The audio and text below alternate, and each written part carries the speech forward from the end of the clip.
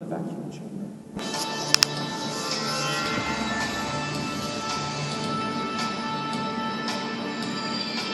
In summer 1957, the synchrocyclotron is ready, and CERN's first accelerator comes to life. The purpose of the synchrocyclotron is to produce and study new particles. Before accelerators were available, such particles could only be observed in cosmic ray experiments.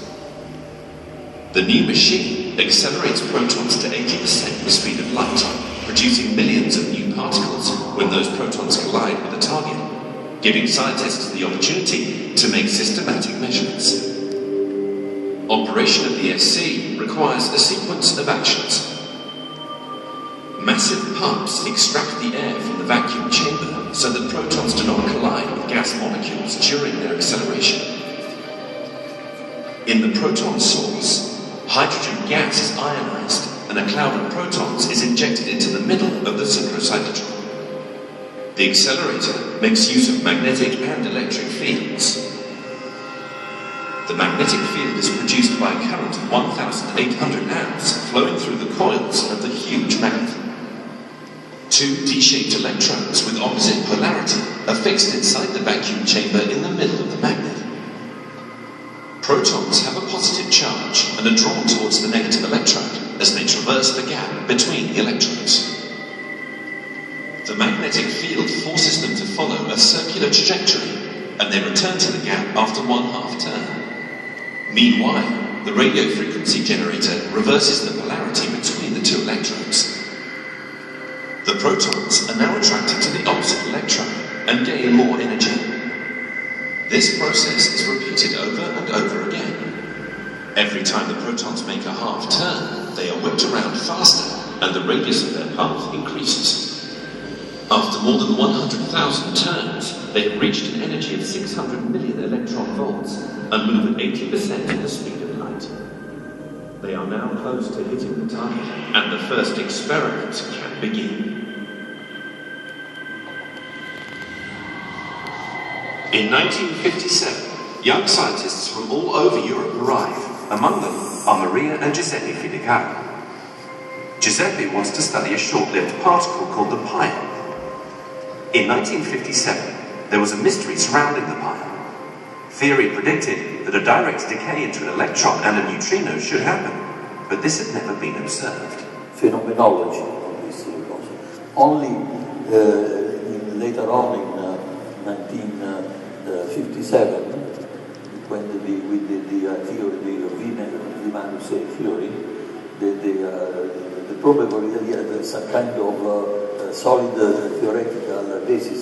So at the moment, the absence of the pi decay was very critical. It was essentially a block for the physics to go through. It felt like a block. And it was at that time, in January 1958, that I thought that it was the right moment to do this type of experiment. Giuseppe and his team set up a clever experiment. The pions are stocked in an apparatus designed to study their subsequent decay. In 1958, only a few hours after they start the experiment, the first pictures show clear evidence for this rare decay. I can imagine. I was really excited. I was surprised. I can't understand.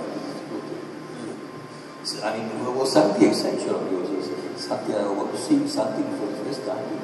As I've seen it before. This first important discovery spread CERN's name around the world. Over the following years, scientists at the SC continued to make many important measurements on particles, atoms, and nuclei. 1967, a new idea takes shape called ISOLD, an isotope separation device. Protons from the synchrocyclotron collide with target nuclei that are split into short-lived fragments, which are then rapidly scrutinized in experiments. The study of such short-lived nuclei with too many or too few neutrons helps to understand how heavy elements are produced in exploding stars. The synchrocyclotron accelerates its last beams in December 1990. After 33 years of an exceptionally long and successful career, the SC is retired. Well, we felt that the synchrocyclotron had worked very well, much more longer, and even it worked much more than anybody ever expected. Because he renewed in the field of physics, explored in the 33 years. He passed, explored many different fields, and it's been very useful. Following the synchrocyclotron's construction, CERN built bigger and bigger accelerators. The proton synchrotron, the intersecting storage rings, the superproton synchrotron, the Large Electron-Positron Collider, and the Large Hadron Collider. Many important achievements were made, some of them being rewarded with the Nobel Prize. The drift chamber, which revolutionized particle detection, the cooling of particle beams, the discovery of the carriers of the weak interaction, and the Higgs boson, which proves the existence of the Brout-Englert Higgs field.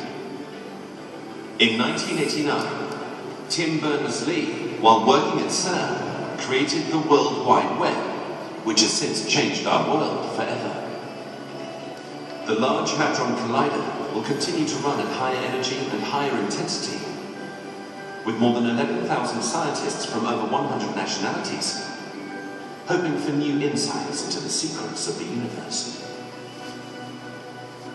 I think that the curiosity and the need to do research is inside is a part of our humanity. So there will be always a CERN. So there will be CERN in the future. What started once as a vision for European science has grown into a unique model for global scientific and technological collaboration. CERN demonstrates how science can unite nations and contribute to a better world.